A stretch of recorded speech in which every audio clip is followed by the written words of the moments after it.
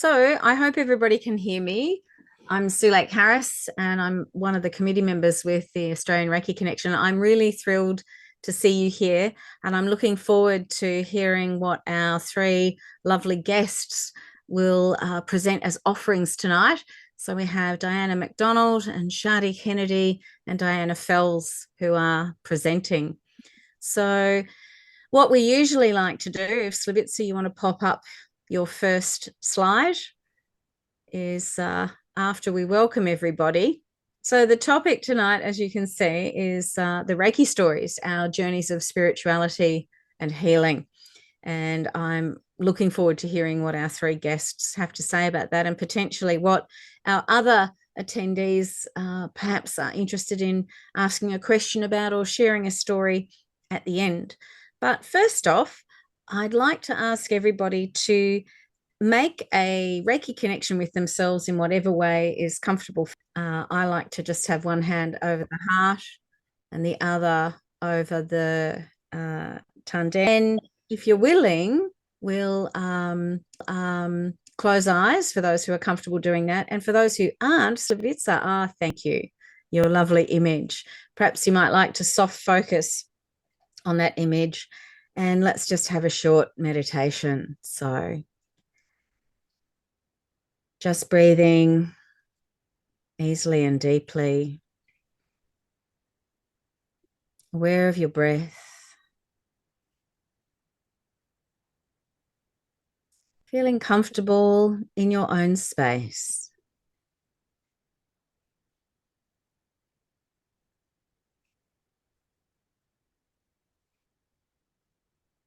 Feeling a sense of energy flowing through you, permeating every cell in your body, and not just the physical body,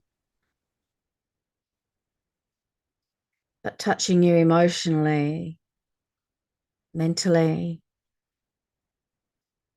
spiritually, energetically.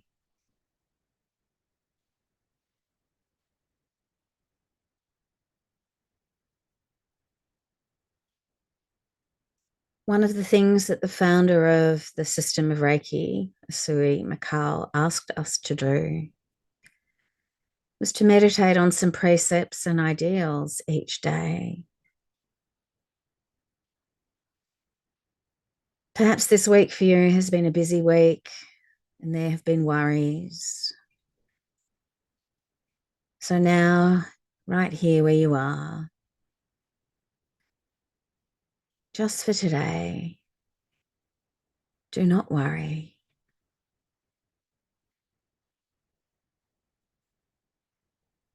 Just sit with that thought and let it float.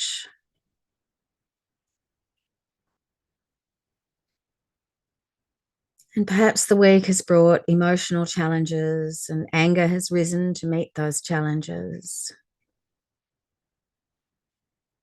So just for today, do not anger.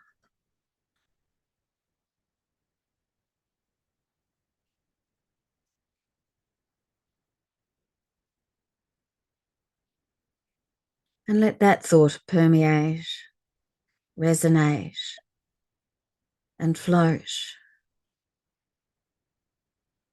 And just sit with it and see if any of those feelings of anger or frustration or impatience can just float away. Float away as you bask in the energy of Reiki.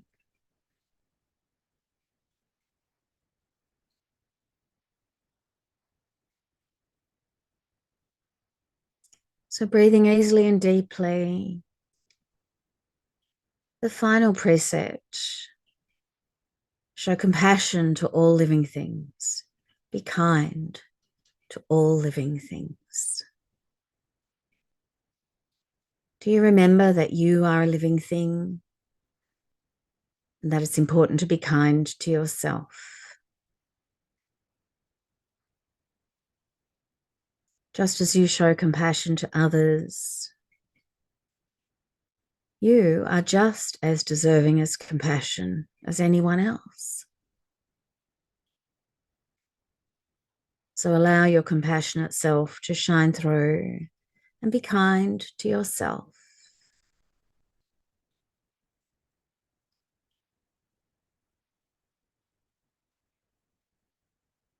So sit with that thought. Bring your awareness to your body. Awareness to your body and your breath. And then bring your focus back into the room and the space. And enjoy this evening's presentations.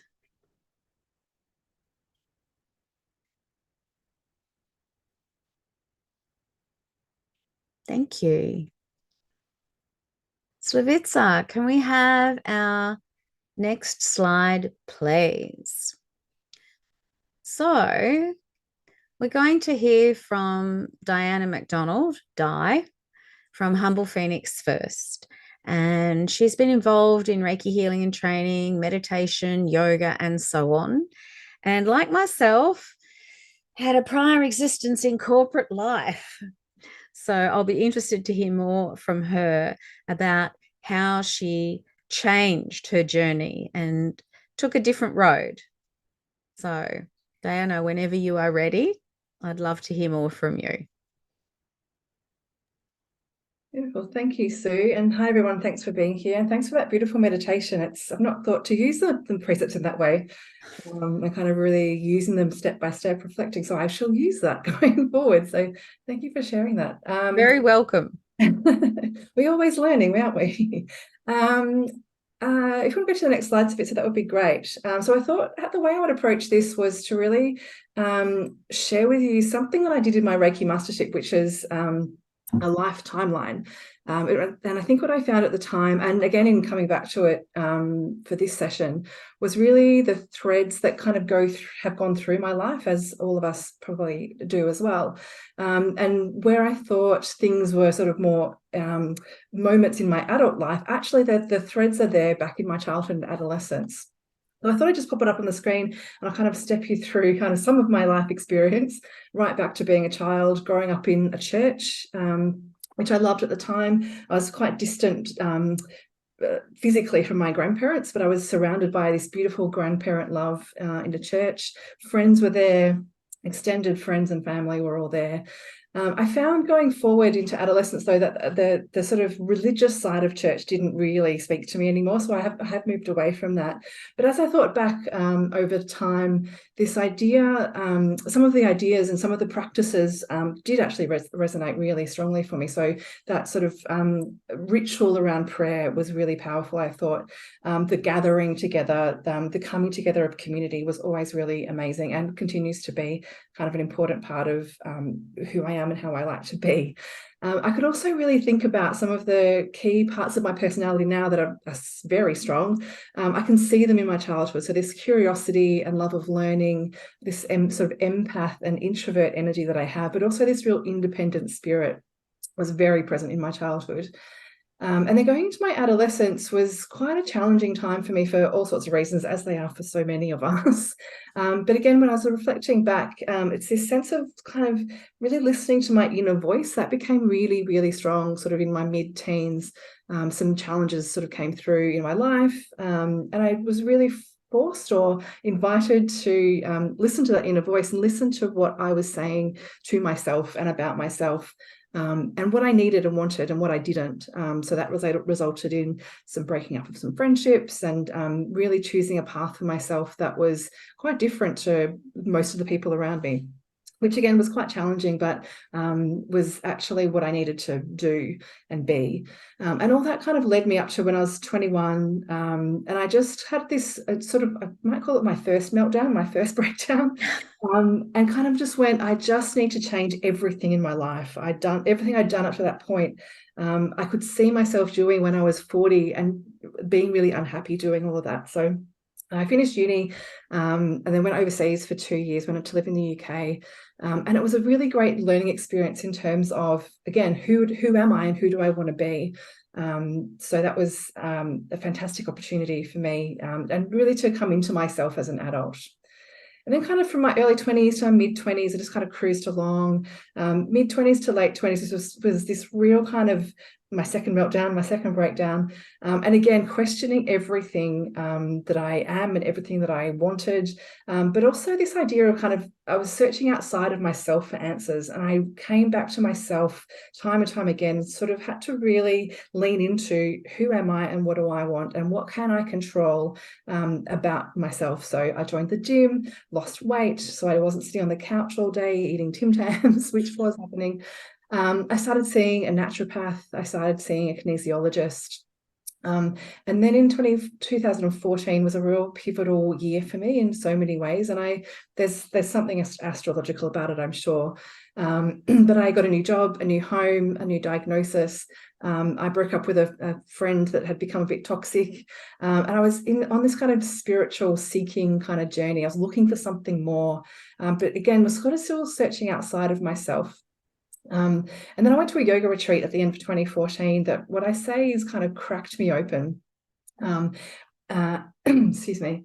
And really opened my eyes and opened my heart and soul really to something different, something more. So I kind of continued that journey through into 2015. I'd studied wellness up until 2014. So I kind of continued down that path and kind of just questioning, what do I want to do with this knowledge that I have and this interest that I found? And then again, I went to that same yoga retreat at the end of 2015. And that's where I had my first Reiki session. I'd always been a bit ambivalent about it, or a bit unsure about it, thinking it's just that hovering thing. How can that possibly work? But when I had that session with one of the retreat facilitators, it was just mind-blowing. I think as so many of us have experienced, that first time you have a Reiki, or first time you experience it, it can be incredibly profound. And it was for me at that time as well, partly because of the way that this retreat is sort of set up with such a nurturing environment. I was ready and willing to kind of go there. But that first session really, again, opened my eyes to what Reiki is and what it could be and what it could do for me. So then I found a teacher, again, through my kinesiologist. All my people have been a bit of a one by one introduced me to different people. But so yeah, my kinesiologist introduced me to a Reiki teacher, Sarah Brooke, who I'll be eternally grateful for. I started seeing her for a couple of one-on-one sessions, and then quite quickly actually decided to learn Reiki. So I did Reiki 1 at the end of beginning of 2016, Reiki 2 the end of 2016, and Reiki 3 the following year. So it was quite a quick journey through into kind of this where I am now. And over that time just really dived further and further into the world of Reiki. I've read, the Fran Stein books. I did all the things I could do with Sarah that I could possibly do. I got lots more healings with her, did lots of self-practice, and really kind of came to love the practice. I think the other thing I've noticed along the way too is just the way it will give you what you need at the point that you need it. So I remember going to Reiki 2 and I was very impatient at that point. I knew I wanted to kind of pursue this as a career at some point, but I was kind of smacked over the head a little bit by Reiki and said, not yet, just relax, just enjoy the ride. And then by Reiki 3, I was just deep in swimming in the loveliness of it all. And then mastership was kind of 2018 to 2020, interrupted by COVID a little bit. And then at that time too, though, I'd made the decision, as Sue said, to kind of leave my corporate world, my safe corporate job, just as COVID and lockdowns were starting. So I had a kind of good 6 to 9 months of sitting at home in my house, trying to learn how to run a little business, finish off my mastership, do yoga teacher training. which was wonderful and challenging all at the same time. I don't know if it would have been easier had it not been COVID, but it was. That was my experience. And now I call myself the juggler now. So I am back in corporate life, unexpectedly, but wonderfully. It means that having an income like that has meant that I can really take the pressure off Reiki and take the pressure off my little baby business to support me to pay my mortgage, and really just enjoy the practice again, enjoy teaching, enjoy leading meditations rather than that having to be everything to me. So, and I think my personality is very much the juggler as well. So I love sort of being able to manage and do lots of different things in my life. So that's a little bit of kind of my journey to this point, my little life story. If you want to go to the next slide, that would be great, Savitza. And sort of just some ideas or some invitations around what I've learned along the way. So the big thing I think for me really is that the definition and practice of spirituality is incredibly personal. It's up to you to define what that is, and being open to change along the way, open to new ideas that come through, ways that different ideas layer on top of each other, support each other. Maybe in the tension between them, there's some learning that you can do. And it's really important to just feel into what feels true for you. So as I said, organized religion in that church didn't feel right to me anymore. And that was really reinforced when I went back for Christmas last year. And I just thought, oh, I just don't want to pray to someone else. I want to pray to myself and to, energy and Reiki. So really being open to that, finding really great teachers and guides along the way is really important, and mentors that you can talk to and unpack this kind of stuff with. At the heart of Reiki is really you, is your true self. My favorite analogy that I use in Reiki training is the one of the light bulb and the lampshades, and this idea that we've just through living our lives, we have lampshades over our light bulb, and Reiki helps us really take all those lampshades off and get to that really true central part of who you are. And again, be patient, give yourself time with that. The other idea that's really resonated for me, and I hope to teach to others, or hope to help others understand, is that we're invited to be Reiki more than do Reiki. So I don't necessarily do Reiki to others all the time, but just being in spaces where I am infusing that space with Reiki. And I have seen that time and again, the difference that makes in particular environments, particularly in a corporate environment where I'm back now. And I get this feedback all the time that there's this calming energy that comes when I'm in the room. And then following the threads of what lights you up is, again, really important. That sort of following your internal compass, your internal guide. So, some questions for you to think about is, what does that mean for you? What does spirituality mean for you? What does spiritual practice mean for you? What gets in the way, and what can you do to really lean into it? What can support you? That's my story. Thanks, everybody. Well, that was really lovely, Di. Thank you for sharing that. And I think for a lot of people, having signposts like that we can look back on and really see not only where we've been, but what we've learned from it and where we get to, what we've come to, and that there's still more. There's still more to go. So thank you for that. Lovely. So I think, Shadi, you're up next. So you can see from the slide there's quite a bit there about what Shadi's been up to over the last 30 years. Some of us are newer on the journey, and some of us are not so new on the journey, but we'll see. I like that she's got in there that she had a dynamic role in corporate IT. I certainly had a role in corporate IT a while ago, and I can really see the differences that it can make when you shift from something like that to something like this. And as a mother of 3 boys running your own company and businesses, well, I'm a mother of 2 boys, and I found that hard enough. So anyway, it would be lovely to hear from you now, your story about where you came from and where you are right now. Thanks, Shadi. Thank you. Hi, guys, and thank you for allowing me to be here tonight. I'm super excited to share some stories about the Reiki journey and experience for me over the years. I didn't have a linear path to Reiki, to be honest. It wasn't a spiritual calling as such.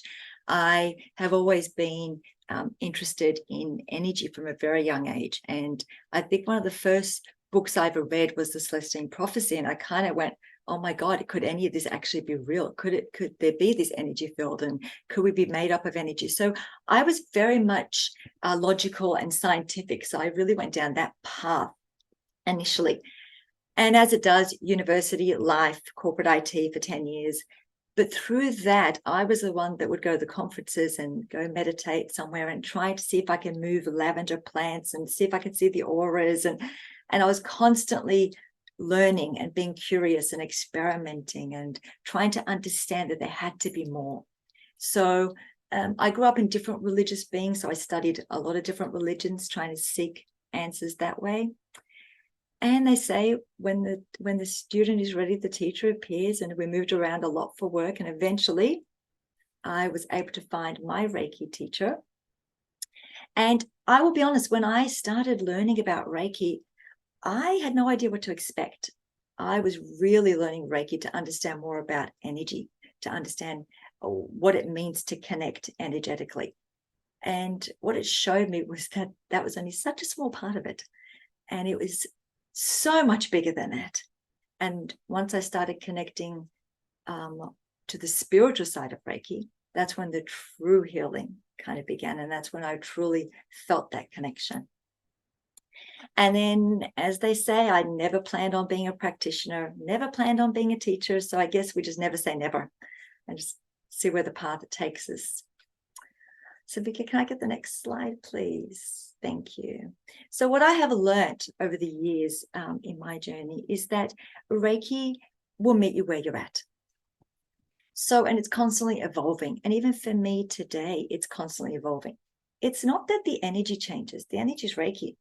But as I'm evolving, my experience to the energy changes. It shifts, it opens, it shows me so many new ways as I'm growing as well. And I've seen that even with my clients. So a lot of what I'm going to talk about tonight, I'm going to be sharing you different client stories as well. So with this one, I've had a client come in who was very much connected to the spiritual world. So they had a Reiki session and immediately afterwards shared their experience. And for them, they were able to connect with colors, and they connected with their spirit guide, and they connected with a loved one in the deceased world. That gave them some insight and messages. A few days later, I had a completely different client come through. And this client was a corporate client, and they'd heard that Reiki helps with stress. So their experience was very physical. So when they came out of it, they were telling me how they felt taller and lighter, and like weight had been lifted off their shoulders. And all of a sudden, the brain fog had gone, and they felt energized for these projects that were coming up that they had to work on. The energy was the same, it's Reiki, but their experiences were very different. So Reiki will meet the person where they're at and will use the energy language that they can connect with for what they need. And it evolves. So those clients saw me for future sessions.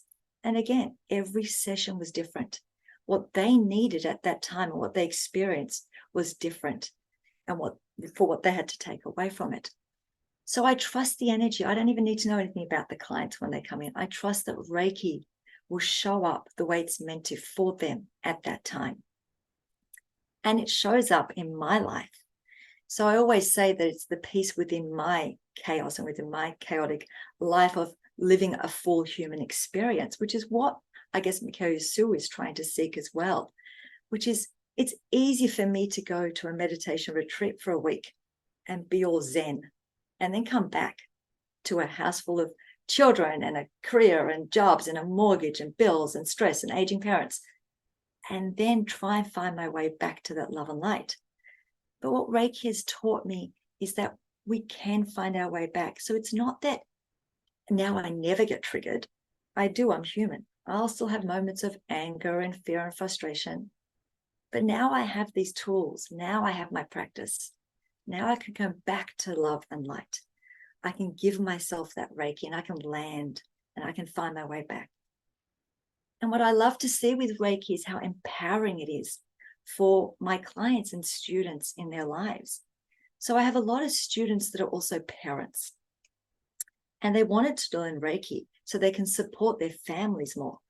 And so they started with being able to, they've got kids with either special needs, or they're new parents, or, teenagers. And so they would give them Reiki to help their children sleep better, help with their anxiety, help with the stress going through exams. But where Reiki really showed up for them was when they couldn't help their family, when their families were struggling and there was nothing that they could offer them in that way. They could offer themselves Reiki. So they could step out of the picture, give themselves Reiki, calm their nervous system, release their fear and anxiety about what their family is going through, and just come back to love, come back to that knowing that it's going to be okay, that no matter what, they're going to be okay, filling their cup back up and then stepping back out again. So now they're there, present and holding space, but filled with this conviction, this love, and knowing that it's going to be okay, and strength. And that ripple effect flowed out, and the healing benefits that it had for their whole family was empowering. So what I love about Reiki is that it empowers us. It gives us those extra tools. It's a friend that's with us all the time. It never lets me down. Even at 2 a.m., it shows up with no judgment when I need it to. So it's been life-changing for me and for my clients and my students, and anyone that's had the privilege of being able to connect to the energy and connect to themselves again. Can I please get the next slide? Thank you. So I've got a lot of clients that have come in that have said to me, I can't meditate. I've tried, I can't get out of my head. I can't sit still long enough. Yet when they get on that Reiki bed, they've totally surrendered. They've just let go and gone to such a deep state. One client in particular was going through a really difficult separation, and they had young children, and they were filled with such anxiety and fear and just uncertainty about what they should do. They were in their headspace. And after the Reiki session, they said it was like a light bulb went off. It's like they could see in that moment of quiet and stillness, they were able to connect to that inner voice.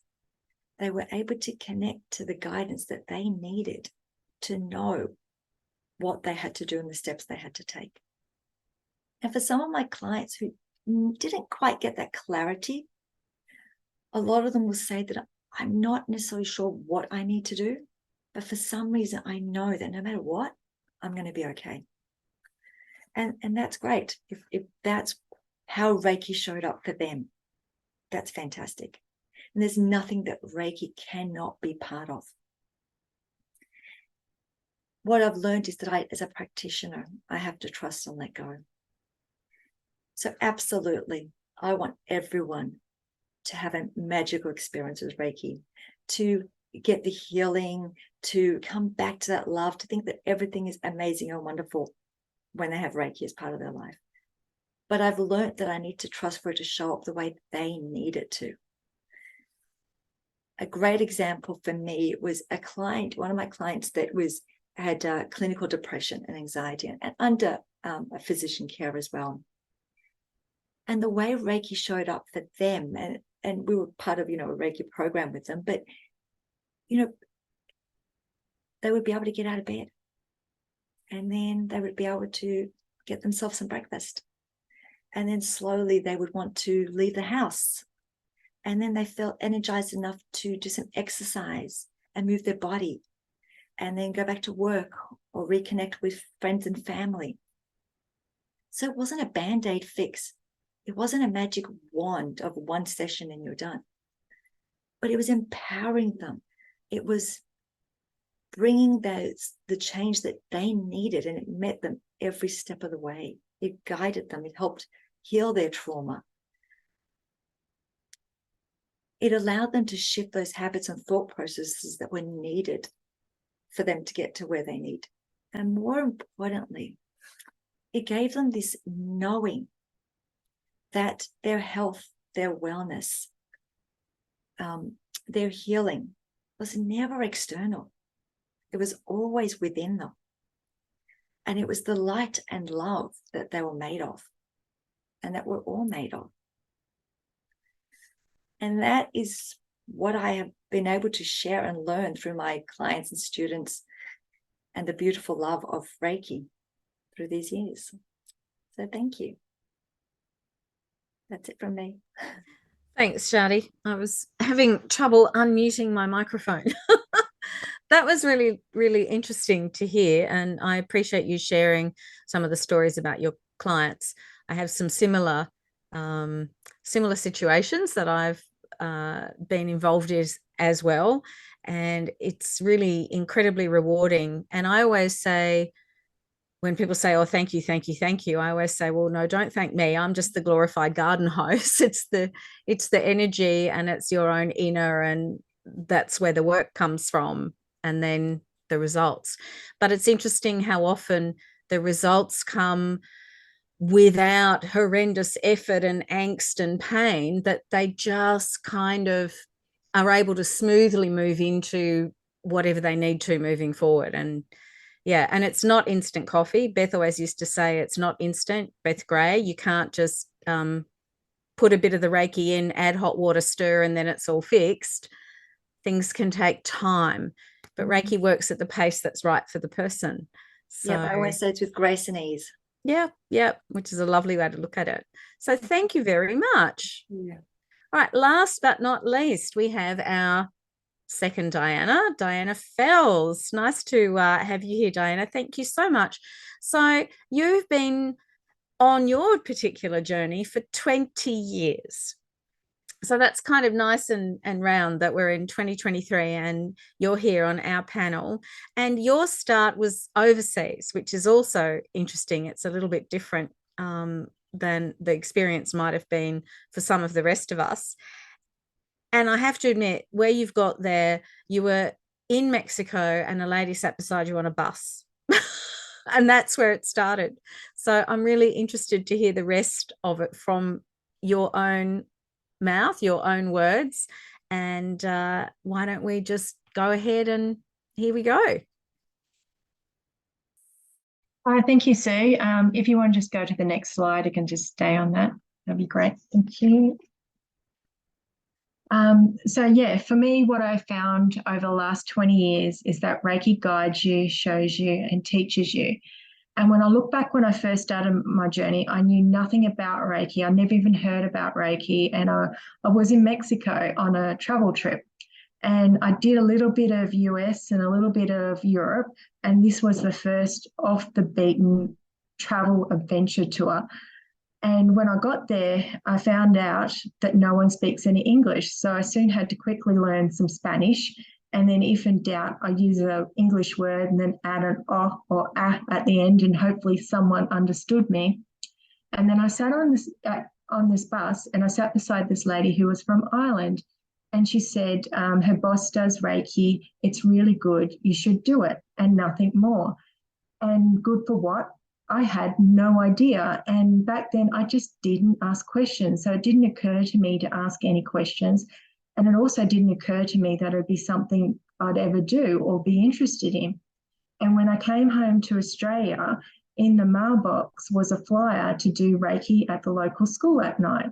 And so I turned up to this course for Reiki, had no idea what it did or what it was good for, but someone on a bus in Mexico just a few months earlier had said, do it. And so I did. And when I got there, I was told there was a Reiki 1, Reiki 2, and Reiki 3. And because I was very logic, then the logic thing for me was you just do the series, because that's just what you do. And I'm very much a teacher's pet. So you did the series, and I didn't think any more of it. And so when I look back how trusting and innocent I was, I would have believed anything he would have told me back then. But the pureness of the Reiki energy and how it just led me to the Reiki, and not just to Reiki, but to the right lineage path too, was quite amazing. Nowadays, if someone recommended something to me and I had an interest in it, I would ask a million questions. I would analyze the crap out of it. And I certainly would be heavily researching teachers and the best value and who was legitimate and substance and ethical before I'd even consider booking a course. And at that time too, I was told to go out and practice. And so the teacher's pet, yes, I'll go out and practice. And I lived in Sydney in those days. And so I was in a finance corporate world, and I also worked for the Salvation Army. And I didn't have any filters back then. So it didn't occur to me that it was taboo or that it was okay to speak about it or not. So I then kind of said to everyone, hey, I did this thing called Reiki. Can I put my hands on you? And I need to practice. The teacher said so. And I think everyone was quite polite because they knew me and trusted me, and they didn't say anything. But if I give you a little bit of example, the Salvation Army had very, very strict sort of way of operating. And in the early 2000s, if they went to the local pub on a Friday night to collect funds, they would not even take a glass of water because it's an alcoholic establishment. That's how strict they were, even if they needed it. And I'm sure it would have been taboo, and who knows what they were thinking, but no one said anything to me. And I didn't have any filter in that stage to go, this was wrong. Later I did, because working in office and corporate and accounting, and I've been a CFO, and so I did gain filters later, but at that point I didn't. And what was interesting is everyone was saying they're feeling things and experiencing things, and I believed them because they're very honest, trustworthy people. But the penny hadn't really dropped on what Reiki was fully capable of, and I didn't fully trust it as yet. And even though people were saying it was good. And so for me, I have a really creative spiritual side of me, but I've also have a very strong science-based and analytical side of me. And I need proof, and I need to see, touch, feel, experience before I'll accept it's real. And I don't just need one set of proof. I need multiple proof to say it's real and accept it. And so in the beginning, it was a very long journey to realize, trust, and be open to this energy without solid proof and knowing it's real. And so the first 10 years I worked with family, friends, the community, or wherever I can help. And then I later stepped into the business practitioner side. And so in those initial days, you had, a little bit of a course which starts you off. But what I found, the biggest and most learnings came when you're working with the energy. So it was always teaching me, always showing me something. And it brought a far deeper understanding of the energy, the elements and aspects when working with the energy. And so 20 years on, a lot more has been revealed about Ushui and traditional ways. So I found the more I stripped away the add-ons, approached it from a traditional thought, kept it simple and trusted, the more seemed to transform on and off the table. And so it felt like me, every time I was working with it, there was some sort of training wheels or teachers around you guiding you all the time. And so the more I worked with that energy, worked on myself, did meditations, did hands-on healing, the more it seemed to show and teach. And the more I seemed to grow, the more I seemed to learn and have inner reflections. And when I was working with the energy and just following whatever I was being presented and whatever I was being shown and just flow with it, which is something that was not taught to me 19 years ago, nor did I read it in a book. And at that time, there was major influences of the New Age creations and Western style push. And it felt like I was going against the grain and what other people was doing. And it also felt like I was doing something odd, but I just kept following whatever I was being shown, whatever I was presenting. And the more it seemed to flow, the more I seemed to learn, and it just worked, or at least it worked for me. And what was interesting, while I was just following what I was being shown, and it maybe took me another 8 to 10 years later, I would come across somebody or a book that had some substance, and then I'd find that proof, and I'd be like this aha moment going, oh, there's that proof I wanted like 10 years earlier. Now I have it. And it somehow just seems to be I was just being gravitated towards more traditional thoughts with not even realizing it, just by following whatever I was being guided, which is perfect for me because it's how I like to operate. So somehow the energy knew internally what my makeup and what I align with, and just sort of gravitated me towards that. And you've got to remember, I'm a proof person, so it's not real until I have solid proof. And so I was forced to be in a world of this trust and flow with it. And maybe I get proof later, or maybe I get back up about it, or maybe I don't. And that was not a world I was used to working in. And so due to my own experiences over this last 20 years, I've always said that Reiki will guide you, show you, and teaches you. So to trust, be open, and just flow with it, because that was what was constantly being shown to me. What was further interesting in more recent years, when I crossed paths with people who have information on Mrs. Takata, she had a saying too, let Reiki teach you. And that really resonated and super excited me, because it comes back to solidifying and unaware of the links of what I was experiencing these last 20 years, and that other teachers and other profound people in the space have experienced the same also. And that brings another layer of aha moments and how amazing and wonderful the Reiki energy is. And while I touched on a little bit on what sometimes Reiki shows you, when working with people, you see some amazing things, just blows me away, where you see the person's body and health conditions tend to soften or go or disappear. And sometimes the mental emotional space will change and shift as well. And it's not just the body and the emotions and the energy, but it seems to ripple out that changes through their life seem to happen as well. And I would not have believed it had I not seen it, experienced it, and come across people who are really generally this is happening for. So I find it's an amazing energy, and I find it's amazing what it can do. It's always teaching me something, and it's a wonderful energy. It feels very nurturing. Sorry. It's a wonderful energy. It feels very nurturing and soothing, worth giving it a go and trying. Much gratitude having fell into Reiki, and that Reiki had found me. And this is a small little snippet about me, and thanks for listening. Thank you. That was really lovely. And I'm what I'm feeling from you is a great deal of enthusiasm that's coming straight through to all of us who are listening. And enthusiasm can be a wonderful thing too, because it helps you stay within a feeling of joy every time something new presents, or you have a new discovery or a new aha moment, as you mentioned. It's wonderful to have such joy, I feel, in the practice of Reiki. And that's what I saw really thoroughly with you tonight. So thank you so much for that, Diana. Really appreciate it. Yeah. Well, we are at the end. And you can see up there, Slavitsa's got another slide which will, give you the various ways you can connect with us. And you'll find all the previous events that we've held that are recorded also available on the website.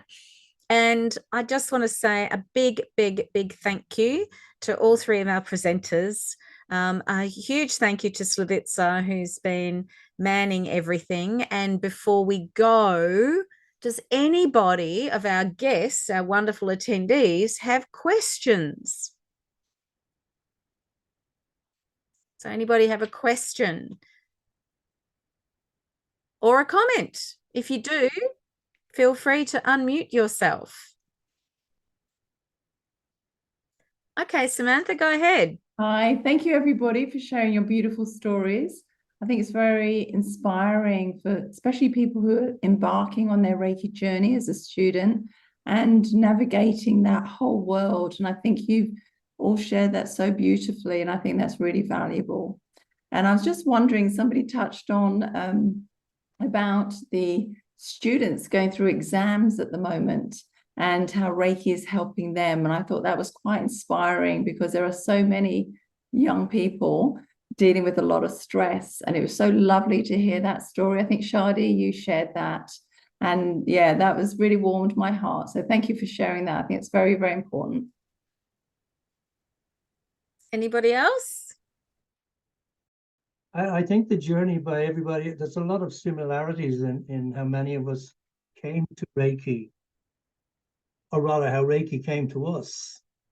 And like Diana's, mine is also synchronicity. But the one thing that I found about Reiki, when I just got to the stage where I allowed the Reiki to do the healing, because in the beginning, like many other practitioners, I'm sure I felt, will this work? What's going to happen? Will they be okay? Why are they coming? Can I charge them? All the usual that everybody went through, but very quickly it settled and Reiki did the work. But over the years, I have seen, as many of you have, the benefits and the power, the healing power of Reiki.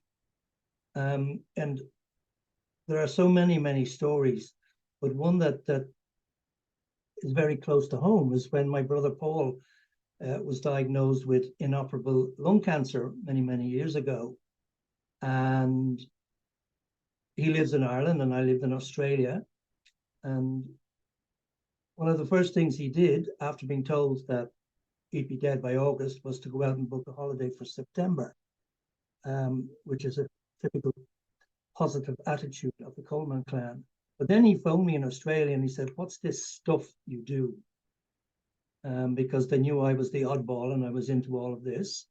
And so I explained it to him and I said, "It also works distant healing.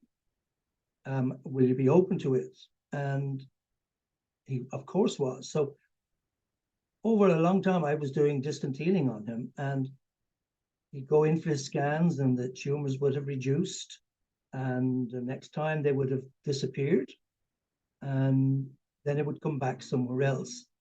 But one time I got a phone call that to come because he'd had a massive heart attack and it was just after his chemotherapy and they couldn't do anything and put a stent into his heart or anything. So he was in the ICU when I got there. And for the 3 days, every day, many times a day, I gave him a Reiki treatment. And they couldn't operate because the white blood cells and everything, the count was all over the place because of the chemo. But when they came to operate on him and they did the checks beforehand, the 90% blockage in one of his valves, the complete blockage in the other, had completely cleared. And they didn't have to operate on him. They didn't have to put in a stent. And they just said, "Oh, well, we must have got it wrong." And so he knew, I knew, his wife knew, and his family knew. So to me, that was not that I needed it, but it was just another gift of Reiki and the power of healing. So I know we all have stories to share, and I'd love to hear more of them. Not necessarily tonight, but for the Arc Inc. So again, thank you everybody for taking part. So after that unashamed plug for articles for Arc Inc., and I'd encourage anybody who wants to share a story to do that because it gets to a really lovely broad audience. I've written a few in the past, and John's a very kind editor. He doesn't tend to chop and change things. He likes to make sure that what you send in is true to whatever it is that you want to say. So I would just recommend that you go ahead and do it.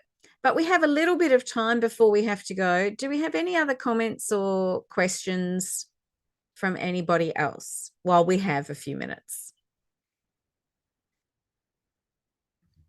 Hi, everyone. I would like to say something. I was off camera because I'm a little bit sick and I didn't want to show up as coughing all the time. I just want to thank you, panelists, Diana's and Shadi, for sharing their stories. As John said, it's beautiful to see how how it's always different for everyone, but it's also the same. Like we all go through this initial question how it works. I need a proof, and then you get everything. You get the proof and you get the experience, and then you know and you trust and you are guided and you just literally let go and trust the process. And it's just inspiring to hear all your stories, how you came to that and how it changed your life literally from something what I call like searching to knowing and being, literally being that space and light, and um, just allowing that to be present there for others. And this is like some of you mentioned how that changes everything when you can, I think it was, I'm not sure who was of three of you who said that, like you learn to just go back to that practice. In any moment you can go back to light and love and bring that into the space where you can't do anything else. And that's the beauty of it. That really resonated with me, and it helped me a lot while I was overseas over the last 4 months, because some situations just there is nothing to do but just allow the situation to be in a safe space and space of love and connection. So thank you so much.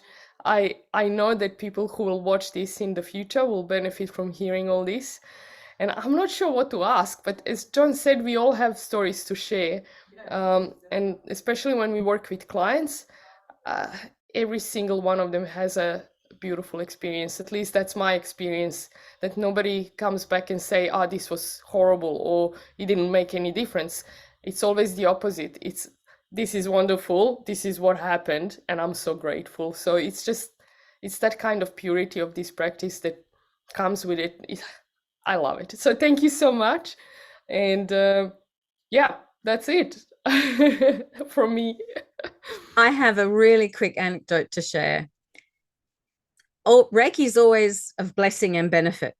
So my very first client, who was referred to me by my dentist of all people, comes into the space. He's come because he has insomnia, and I get him comfortably on the table, and he said, I've only come because Graham recommended it. You know, he's very clear that he's only there because the dentist recommended it.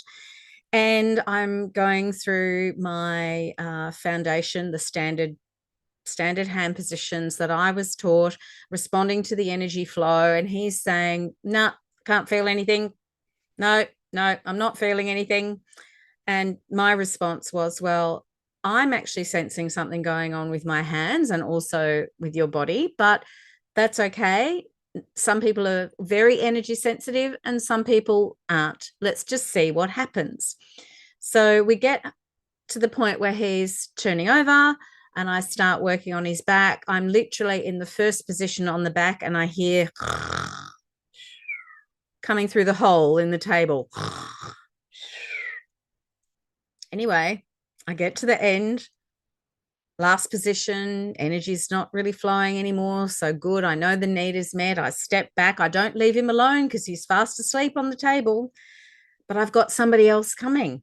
So very, very gently, I wake him and he sits up and gets off the table. He hands over his money and he said, I still didn't feel anything. And I just nodded and I said, yes, but you slept, didn't you? So we have some interesting clients, and that was my very first. Anyway, I think we are pretty close to finishing time now. So unless there's something from anybody else, I'd just like to reiterate my thanks again to all the panelists. Big thank you to everybody else who came and attended, whether you were participating through listening or participating through offering something to say. Either way, it's wonderful to have you here. This is the last one for the year, but I'm hoping that we get to do more of these next year. So thanks again to everybody.